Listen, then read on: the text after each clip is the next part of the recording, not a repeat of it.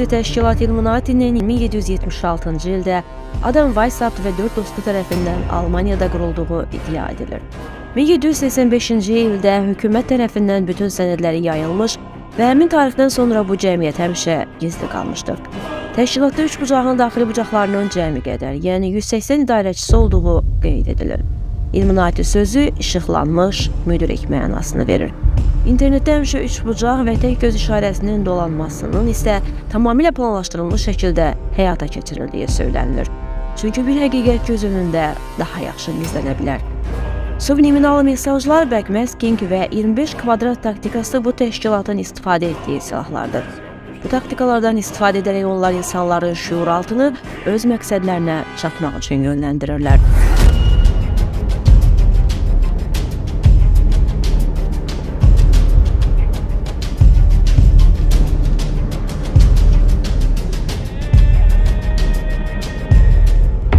Illuminati'nin məqsədi bütün dinləri məhv etmək və dünyada tək bir ölkə yaratmaqdır.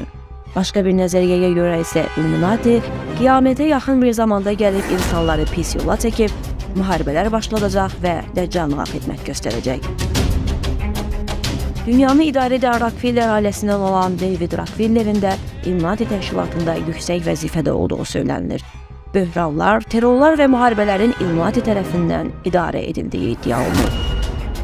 Hətta 1995-ci ildə istehsal olunan Illuminati kartları adlanan oyun kartları tarixdə baş vermiş bir çox hadisələri də özündə əks etdirir. Illuminati'nin tərsdən yazılışı Itanimuli sözünü Google'da axtarsaq, Amerikan Beynəlxalq Təhlükəsizlik Agentliyinin saytı çıxır.